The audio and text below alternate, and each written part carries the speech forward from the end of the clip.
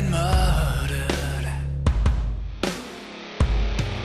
All the friends have flown before.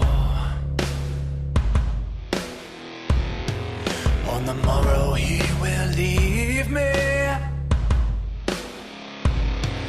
as my hopes have flown before. And the bird said nevermore. You're listening to the Call Podcast with Brandon and Josh. Hello, everybody, and welcome to a brand new edition of The Call. It is a Baltimore Ravens podcast where we talk anything and everything Baltimore Ravens football. Thank you for listening to us on Apple Podcasts, Stitcher, TuneIn, Player.fm, Overcast, Google Podcasts, Spotify, Facebook, and YouTube. Well, Josh and I are here. We're going to talk a little bit about that Ravens Dolphins game and a little behind the curtain, guys. It's like Groundhog Day. You just have to keep reliving this game. This is now our third time attempting to record this show. Hopefully everything works now and Zoom's happy and the internet doesn't go out or something like that we've had already. But Josh and I are now, for a third time, going to talk about that atrocious Dolphins-Ravens game that we had to watch last Thursday night. So, Josh, how's it going, man? What you doing? You feeling all right?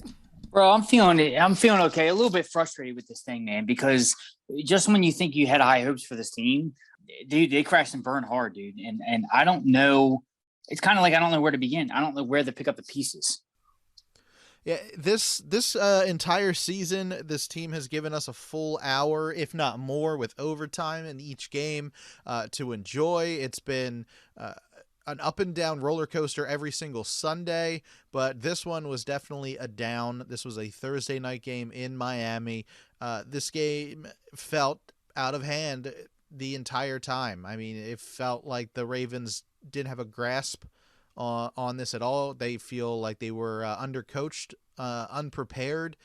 It just, nothing went the Ravens' way, and they got outcoached and outplayed this game. They did. On all facets of the game, you can definitely see which team was prepared, regardless of wins or losses, Brandon. The 2-win team versus the 6-win team, it doesn't matter. The Dolphins certainly were well prepared for the Ravens had to bring, and they certainly studied the film. They knew what the Ravens were going to do. They knew their tendencies. They just knew. And it's almost like, what can you do at that point? And what was really frustrating with this game in its entirety is the Ravens didn't do anything to adjust. I get it, right? There was constant pressure, 24 blitzes. Lamar's blitzed 24 times. That's insane. You know, they were showing cover zero pretty much the whole game, but you have to adjust, call plays to counter that. Every time I see Lamar drop back when they was third down and blitzing, it just became a kind of the definition of insanity. Like, you're calling the plays, trying to let the guys develop, like the play develop down the field, the receivers to go downfield. It just wasn't working. And that's what's really frustrating of it all. You're seeing the whole game plan, whatever the game plan, it never got even installed, let alone brought with them to Miami, because I don't know if they looked at the film with Miami and knew what they might have done, what we could have done, but no adjustments whatsoever, lack of execution.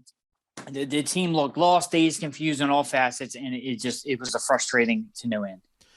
Yeah, and there was a reporter, do you remember at the beginning of the season that was talking about, like, we figured Lamar out. We know what to do with this guy now. He's not so mysterious anymore.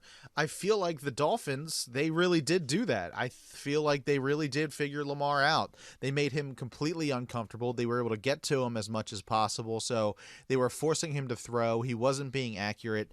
And then when he tried to run, they just shut down the middle of the field. There was nowhere for him to go. There was nowhere for his running backs to go.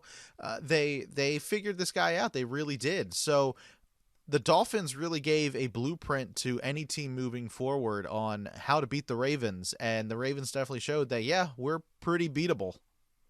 Absolutely. They're very beatable. And, is it a cause of concern going forward? Because, we literally talked about this, like, they took care of business against the Vikings. I'm like, I kind of feel embarrassed now. I'm like, we have 2 cupcakes. Dolphins and the Bears. They could be 8-2. Right. They could lose the next 2 in a row. I mean, it's what I'm saying. Like now, I'm like, okay.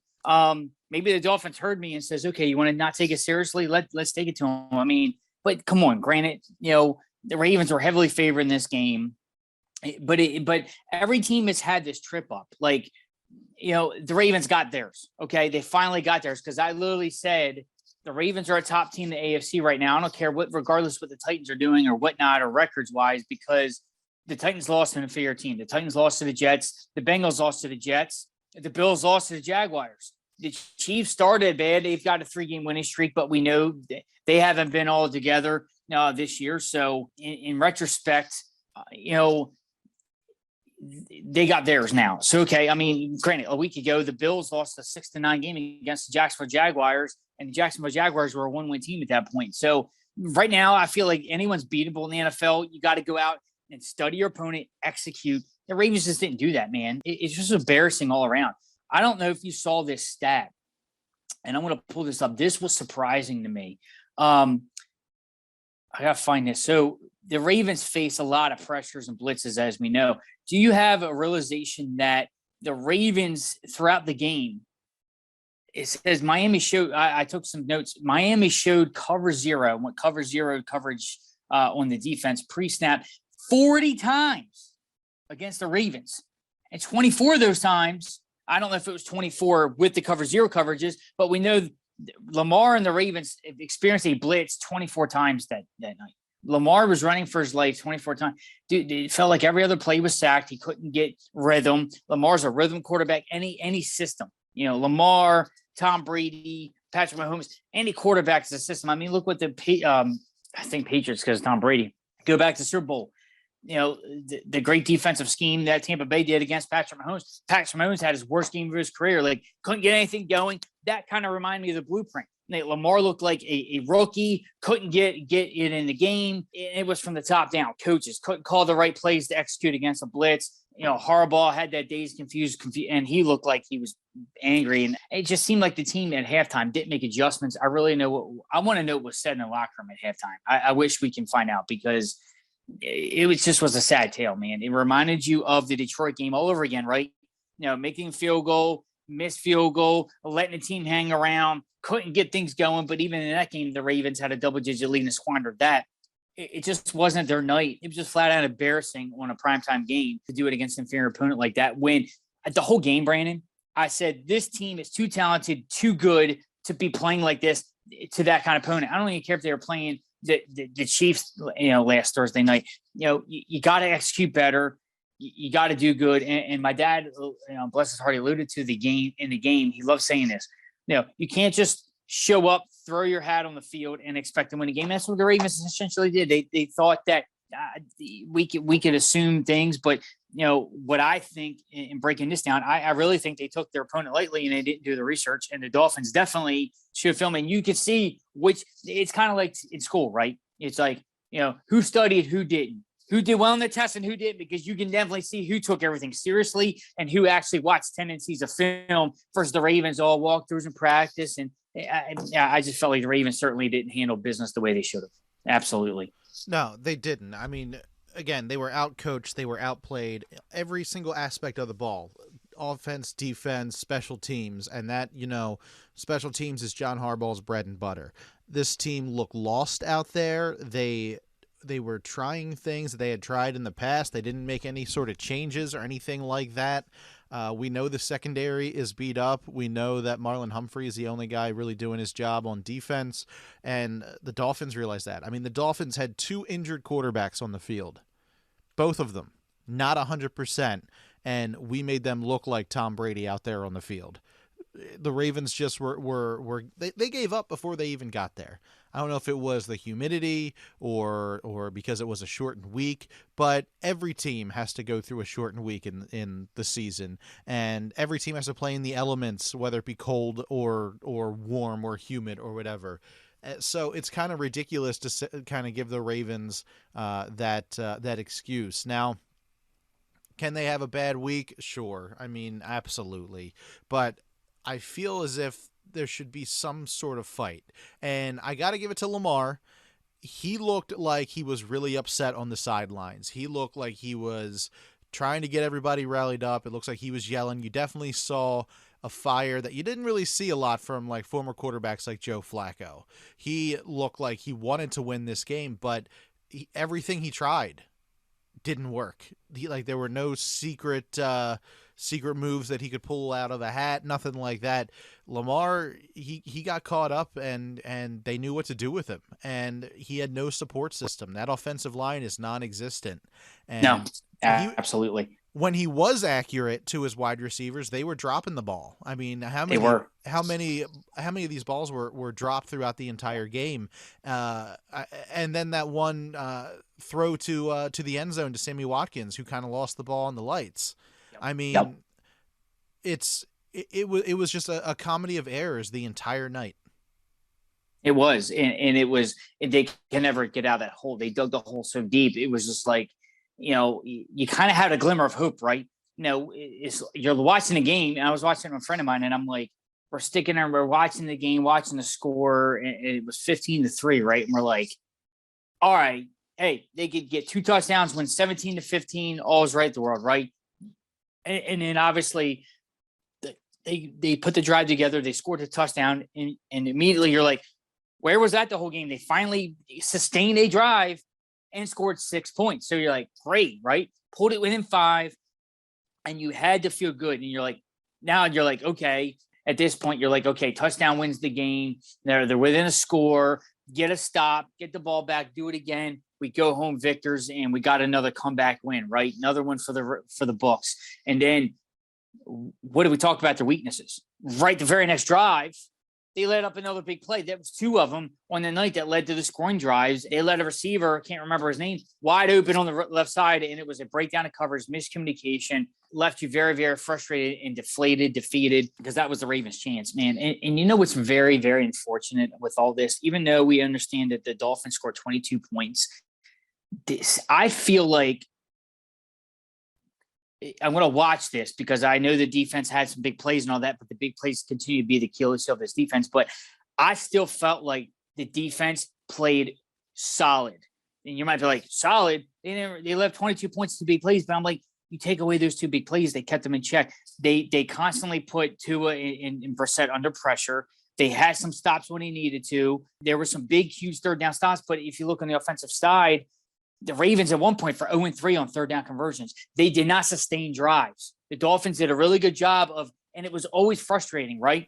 You saw it in the game. It was always 3rd and long, Right. There was a couple of times where they set themselves up at 3rd and short, but couldn't execute. But it was, let's say first, because they're trailing, right? So let's say first down, incomplete pass. Second down, they try to get cute and run the ball.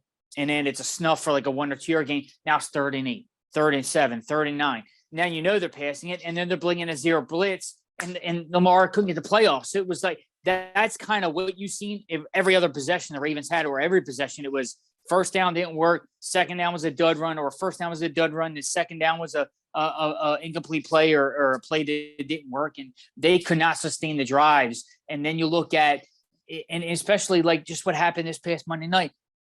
The Niners, the 3-win team, played a 7-win team in the Rams, divisional opponent, and they beat them, soundly. And you know what I saw in that game? A mirror blueprint of the Ravens-Chargers game. If you really watched that Monday night game this past night, the Niners forced turnovers. It was ball control. He kept the better team off the field for the better part. The Niners had 2 scoring drives, and one was like 9 minutes or 8 minutes, and one was 10 minutes. I looked at my dad, I'm like, they had the ball for 18 minutes on 2 scoring drives. Like, that's insane. But the Ravens, it was like they're scoring. Their drives were lasting like 30 seconds to a minute, 2 minutes, and they were getting 3 and out, sputtering. They could not get any traction. And offensively, they did themselves a whole credit to the Dolphins, but they just couldn't get anything going. And then the defense, they held them in check for so long, and then the big play happened, and you've seen it. The O-line couldn't handle the blitz, and the defense had big plays, miscommunication. So all around, it was just a losing effort, and it was embarrassing. Yeah, I mean, I guess I should give a little bit more credit to the defense because they did, like you said, they did keep the Dolphins in check, but the Dolphins' offense is not good. I mean, the defense was doing their job exactly as they should be doing, and then the offense couldn't get things done. We do have to give, I guess, props to Justin Houston. The probably the only bright spot of this game is that he was able to record his 100th career sack. So congratulations to him. He was able to do that, even though he injured the quarterback for the Dolphins, and that's what brought Tua in. But Justin Houston's still making records, so that's a good thing. He was doing his job, but I mean, man, this is just it worries me going forward for two reasons. Because number one, we said they had to win the next two games against the Dolphins and the Bears because December was so tough that it would kind of give them a little bit of breathing room. Right. If they were to drop one in December, they've kind of, because they lost this one, it's almost like it's must win to get in right now. Like they have to win the rest of the games going forward. I know that's kind of crazy to say because we're at week 9 or 10 at this point. That was week 10. Yeah. So, I mean, it's kind of crazy to say like, all right, because of this loss, you might not make the playoffs, but this definitely showed a blueprint on how to limit Lamar, how to exploit the beat-up offense, and how to exploit the secondary, because we saw what the Colts did with the secondary. Dolphins did the same thing, and it's working. So I'm really worried moving forward that people are going to watch this game tape and be like, all right, this is how we take Lamar down. This is it. This is what we do, because it worked. And I think that's what everybody's scared about, right? Or concerned. I want to say scared, concerned. It's that whole, somebody figured somebody out, right? And I think everybody always waits for that to happen. The superstars in the NFL, it's like, wait till they get figured out. Wait till they get a defensive scheme and snuff them out. And I don't understand why, because you know what makes great players great? They rise above that. Right. Brady's been playing for 20 years. How much game film is on Tom Brady? Has anybody figured him out? He's 44 years old, and they're defending Super Bowl champions. 44 years old quarterback. Did Washington figure him out, you think? Right. And see, that's the point. Like, that was the third loss or second in a row. And he's always played the Saints terrible since he came to the NFC. But it's like, that's the point, right, Brandon? It's, to me, that's a weak take and a weak argument. Oh, they got figured out. Well, it's what I'm saying. Let's see. Lamar's only so young. It's his fourth year in the NFL, his third full season playing under center, because 2018 he played a half year. Let's see what happens in 10 years and see if he's still figured out. Like, you're taking one game, look under Joe Flacco's tenure in the Ravens. He's had some bad losses here too. Does that mean Joe Flacco got figured out? He's a Super Bowl champion, but relax. Like, Mahomes is playing bad. They've got a 3-game winning streak, but they started sub 500. They were in last place a month ago. Now they're in first. But does that mean Mahomes got figured out because he had a bad game in Super Bowl? I mean, everybody alludes to his offensive line play, but that's besides the point. That's it right there. The Lamar being figured out has nothing to do with the Dolphins bringing his play. That's what the game plan called for. And if that's the recipe to beat the Ravens, then the Ravens have to counter that. I just feel like in sports and anything, hockey, football, baseball, boxing, MMA, anything you do, if you think your opponents figured you out, you change it up, or you change the way you play, or you go, you know what? Let's give them something new to defend. You take Floyd Mayweather. I guarantee Floyd Mayweather as a boxer, I mean, again, he fought 50 times, 50-0. He's never gotten beaten, right? But I can't remember how early his career was. I didn't watch him early in his career. I think I watched him when he was around maybe 30, I don't know. I have to go back and look at the years in his record, but I would be hard pressed to understand it from fight 1 to win 50, that Floyd Mayweather he had the same scheme the whole way through every boxer. There's called scouting reports. You fight each boxer, each opponent has different tendencies. So you can't, what I've always been frustrated with the Ravens is I feel like they install their game plan and they just think it works no matter what opponent. And I think that's what the problem is. Right. You can't play the same way you did against Minnesota Vikings. I don't care if it was 4 days or if they had 2-week bye week to prepare for the Dolphins. You can't play the same way you just did on Sunday against the Vikings, against the Dolphins. It's a different team, different scheme, different night, different personnel. It's different. You just can't do that. And I just feel like I sat here and called 2 or 3 of their offensive plays before the snap, and it was the exact play. I looked at my dad and I'm like, really? Like, if I can call their plays, why do you think the Dolphins are so good at executing right now? I'm like, and what frustrated me Remember the screen pass that they threw against the Vikings on 3rd and 15 to Marquise Brown ended up being an 18-yard gain? Right. That works every once in a while, called correctly against a correct defensive call on the other side. Like, okay, you guessed right. Like, okay, they're going to go here and they're going to blitz here. I'm going to throw the screen pass there and it's going to be first down. They ran that play, and just like that, the Dolphins were ready for it. And I'm like, that's not going to work. And they were running it on like some oddball situations in the game. I'm like, that's not going to keep them off their toes. And you hear about it all the time back when, Bill Belichick's still coaching and he's got his Patriots in a prime position. And look out for them this year in the AFC, and that's another story. But how many times you always heard that, playing against Bill Belichick, Tom Brady in that tenure, it was a chess match. He plays chess when everybody else plays checkers. Football, and I heard it too. I heard the great one, Bill Belichick allude to it. Football is a chess game. It's chess. That's why it made Peyton Manning so great. You prepare for different opponents. You look at their tendencies and you exploit them.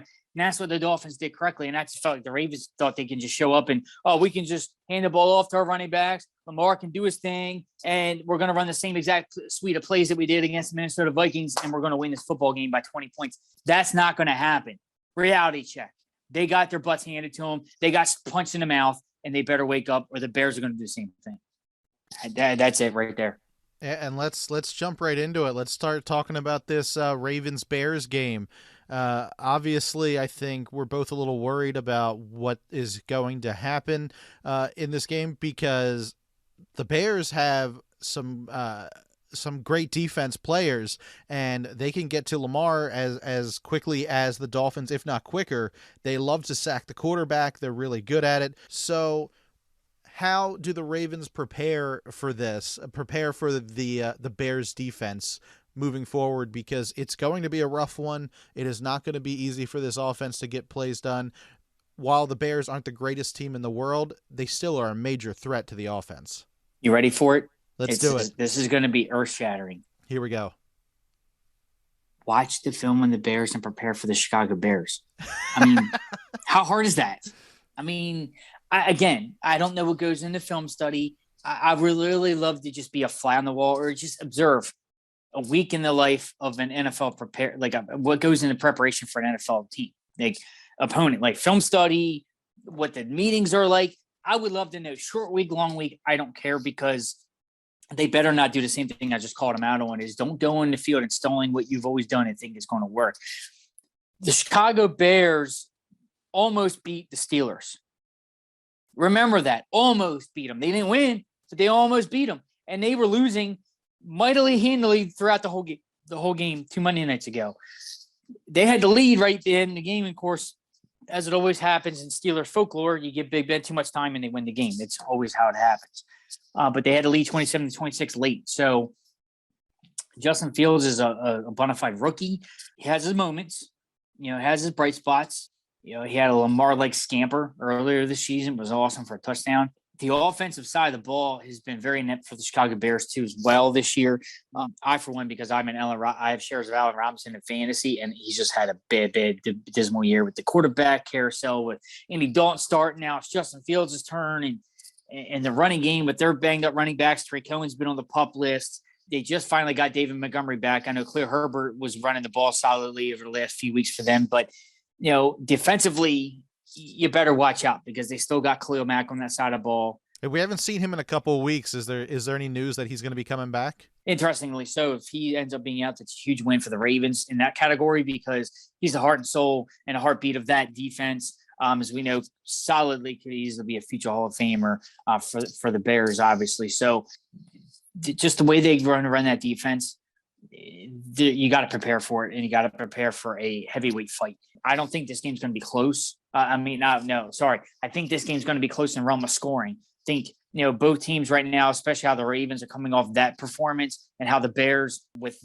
the way their personnel runs and with the way their season's been going, this one could easily be a coin flip. I hate to say it, but right now it could be a coin flip.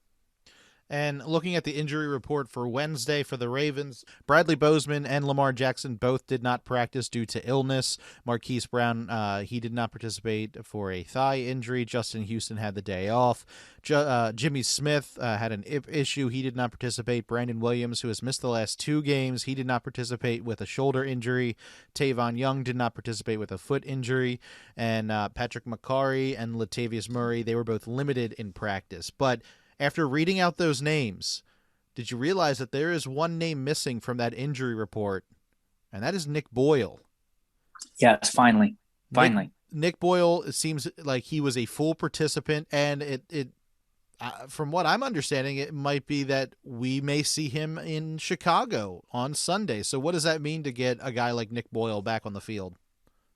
No, it's it's huge. I'm sorry it didn't happen sooner. I think they wanted to wait, didn't want to go in the short week, and they wanted to wait 1 more week. But it's huge first off, he's one of the best he's the best block. I wouldn't say run blocking. He's one of the best blocking tight ends in the league. Definitely need him one there to bolster that number.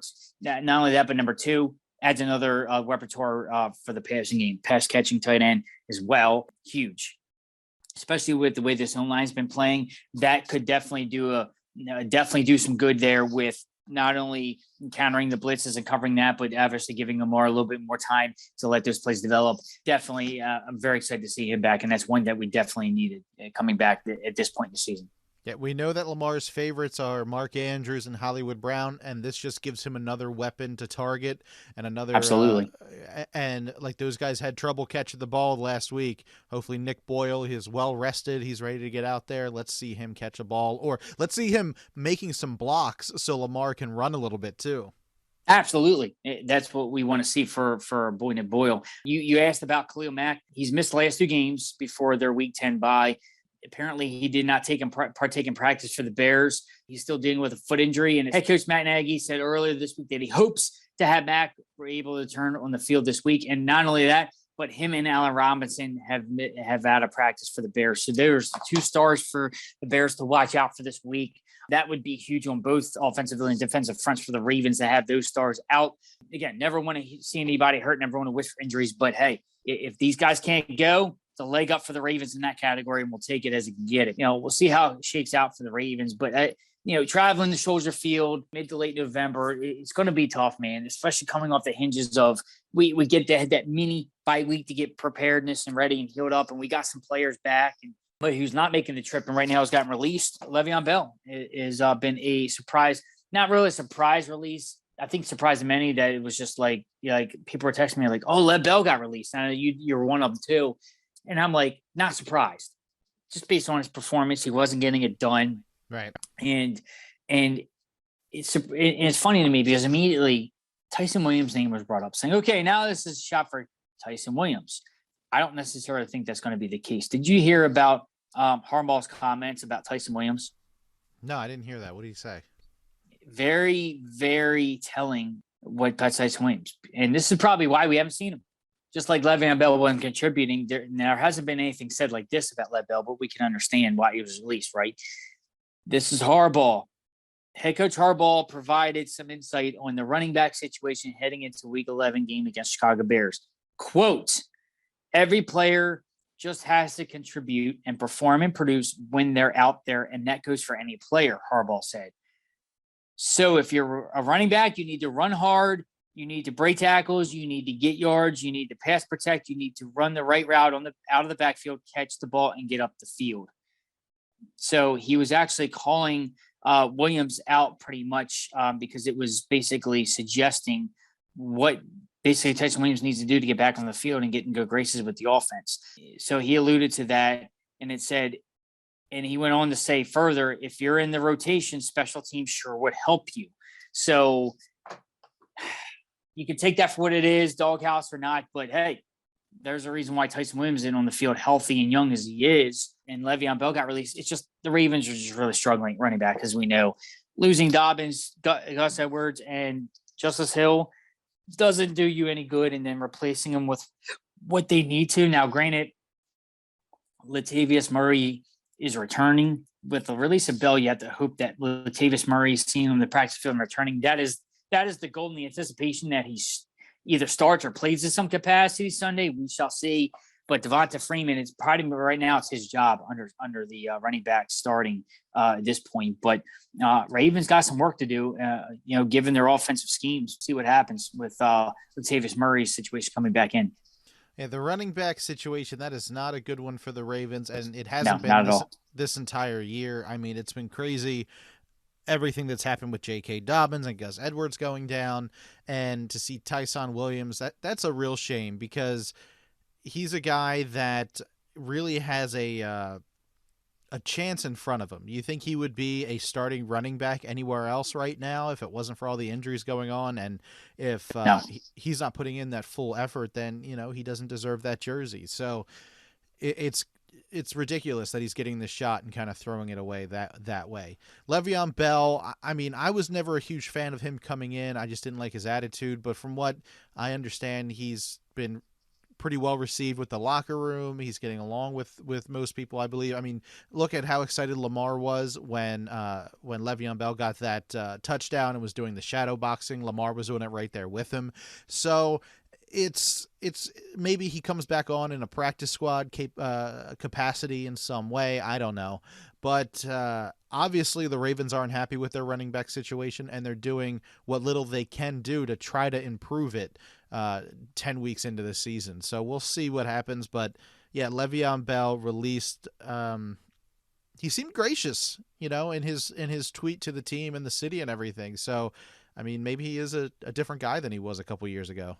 Absolutely. Yeah, we'll see. I mean, I know you said he enjoyed his time here and thankful for the opportunity, and it was good to see him, in the Ravens uniform. Unfortunately, it's not the Le'Veon Bell we all were used to in dominating the running game as he did for the Steelers and giving us fits for all those years. But, shell of himself, but I'm glad he gave, the Ravens gave him an opportunity to contribute, given the fact that he went on the team. And, Harbaugh did allude to that obviously he's out there. It could be claimed by another team or could possibly be brought back to the Ravens in some capacity. But the Ravens felt like it was like with the whole Dez situation a few years ago when Dez was brought in for workout.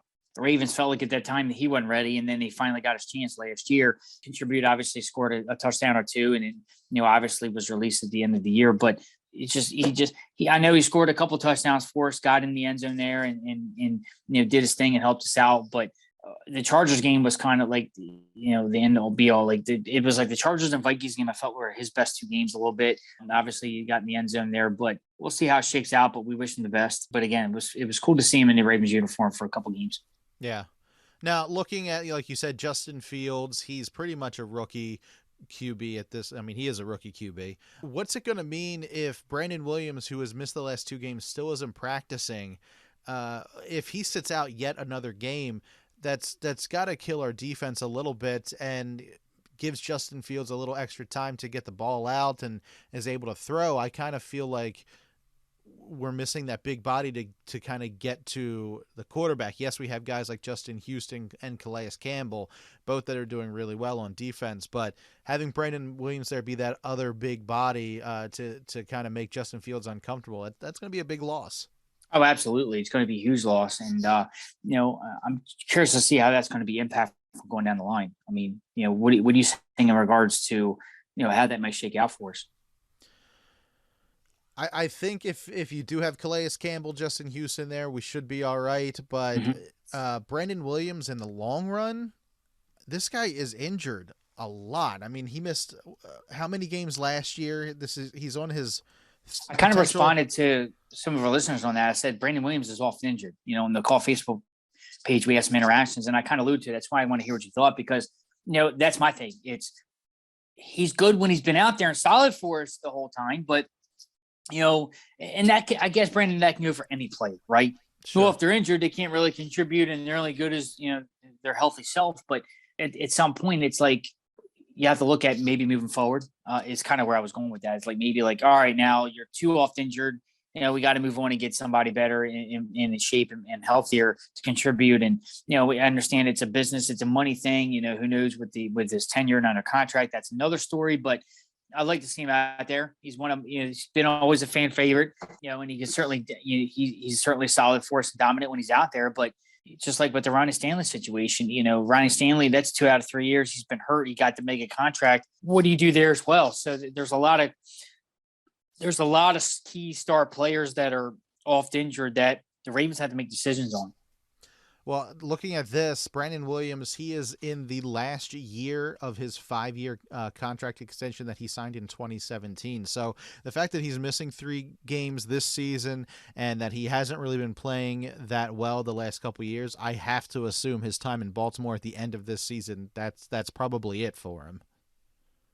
Absolutely. It could be the writing on the wall there with definitely being in the last year of his contract. Absolutely. Yeah, and another defenseman that we were talking about pre-show is Derek Wolfe, who it's now confirmed he won't be playing at all this year, and he barely played last year. It's just this injury bug that the Ravens have. It seems like it never goes away every single year. I don't think any other team has so many people on injury reserve, and for injuries that are so serious that they're out for the entire year. I mean, Ronnie Stanley, Derek Wolfe, just those two. I don't even know what to say. I don't know if it's the changes to the game and how it's played or the equipment or whatever, but I mean, this is going to be like 18 players now on injury reserve for the Ravens. Derek Wolfe not even playing 1 snap this year. Absolutely. Not 1 snap. And you've always called it like, when is this guy going to get out there? So the other one, they got to move on. Last year too. Move on. I mean, we're kind of talking about end of the year stuff right now, but I mean, we're kind of seeing what this team is made of 10 weeks in. So I don't know, Josh, have we gotten to the point where we kind of give our predictions for the game? Oh, absolutely. I think I've certainly gotten there. I think, do I really have to predict? At this point, it's like, I'm so mad at the Ravens. I almost want to predict the tie at this point, just like the Steelers Lions game, just to be like, no one wins this game, which was awesome, by the way, last week. Thank you, Lions, for keeping us in first place by half the game, but a lot of road to go cover in the last 2 months of football, last month and a half. But you know what? I say the Ravens get the bounce back. It's going to be a 3-point victory. 24-21 Ravens in Soldier Field. I'm right there with you. I think it's going to be a tight one. I think it's going to be another edge of your seat game where it's going to be up and down, but I think the Ravens can squeak away with a win, and I'm going to say 27-24. Okay. So you're going a little bit above my score, but still a 3-point victory. Okay. I see. We'll see how it shakes out, man. And what I really want to see kind of end things with and close things out is I really want the Ravens to there's like 3 things I want to see. I want to see the big plays to not occur. I want to see the O-line to be better. I mean, I'm not saying like, when I say like the big plays not occur, don't give up any. I mean, that'd be great in a perfect world, but limit them, limit the impact of the big plays.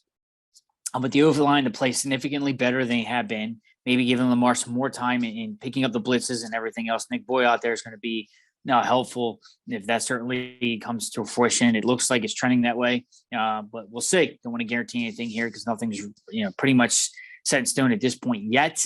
I just want the Ravens to really adjust and execute that on that. Is if the Bears are showing a different look, adjust to that. If they're showing you different than what was in film, adjust to it. Ravens need to make adjustments and need to be coached better all around. And Greg Roman really needs to do his job this time and call some better plays for the offense and execute. And that goes to Lamar. Lamar should check out those plays and have that freedom to do so. If he's not liking what we're seeing it, if the defense is giving him a different look than what the plays called too, because to me, it's the same vanilla offense. You can't run it. See what happens with the keys of the game there. That's the keys of victory in my opinion. Hey, I'm not going to argue with you. I think you're completely right there. And, I think those are the keys to victory. If you remember when we did the schedule release, I said the game that scared me the most was this game because you didn't know who the Bears were going to be. Could they be a juggernaut or could they be a team that you could easily push over? And I don't think the Bears decide until that day of who they're going to be that day. So this one scares me. It really does. This really could be a coin flip. And hopefully there isn't more than one coin flip and we're not going to OT or something like that on Sunday. But only time will tell. Hopefully this Dolphins game was just a blip. Hopefully it was just a really bad off day Torrey Smith, he was talking about it on the Purple Playbook this week. He was like, look, Raven fans are spoiled. We all are very spoiled because this has been a great team for a very long time, and we don't know what to do when the team underperforms. That game in Miami against the Dolphins, that was definitely an underperformance, and we expect more from them, and hopefully they show up in Chicago. So, Josh, have we covered everything for this episode of The Call? Quote the Raven, nevermore. Let's get out of here. Yeah, all right. All right, guys. Well, if you want to continue the conversation with Josh or I, you can. It's real easy. All you have to do is tweet to either one of us. You can tweet to me at Brando Cash. Josh, where can people tweet to you at? Always at Italian GQ52. Now go over to our Facebook page, facebook.com/thecallpodcast. Like us over there. Whenever a new show comes out, you'll be the first to know. Plus, we're always sharing anything we find interesting about the Ravens or football in general, or you can listen to our show right on our Facebook page. So make sure you go over and like our Facebook page. Now, we do this show for free. You listen, stream, and download for free on Apple Podcasts, Stitcher, TuneIn, Player.fm, Overcast, Google Podcasts, Spotify, Facebook, and YouTube. All we ask in return is for you to please spread the word about the show. Write us an Apple Podcast review, and then let people know on Facebook and Twitter and Tumblr and Pinterest and Instagram and Reddit and Snapchat and Twitch and TikTok. Anywhere you're social on the web or with your phone, say, I'm a Baltimore Ravens fan, I listen to The Call, and you should too. So that is pretty much it for the show this week. Josh, take us out the way you always do. Brandon, man, thank you so very much. And got to put this behind us. The bad taste still lingers for everybody. I know they're like, man, that was so bad.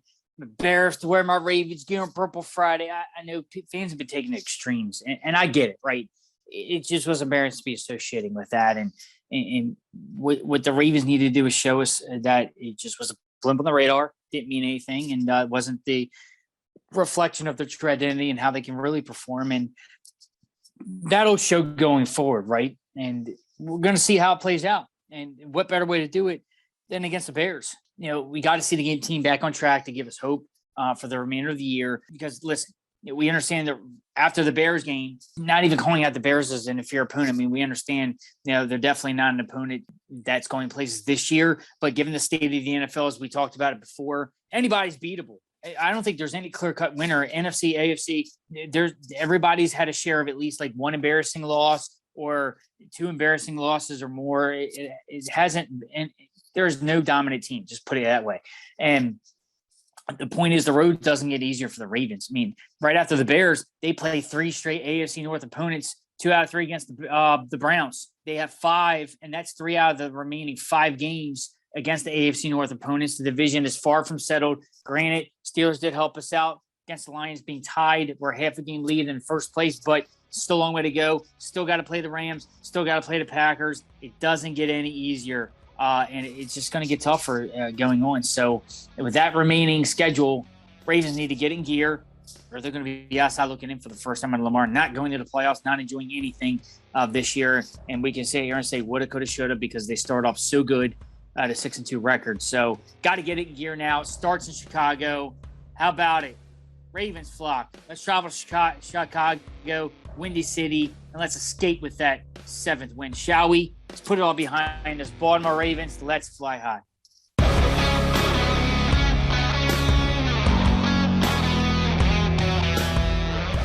This has been a production of Brando Cash Entertainment.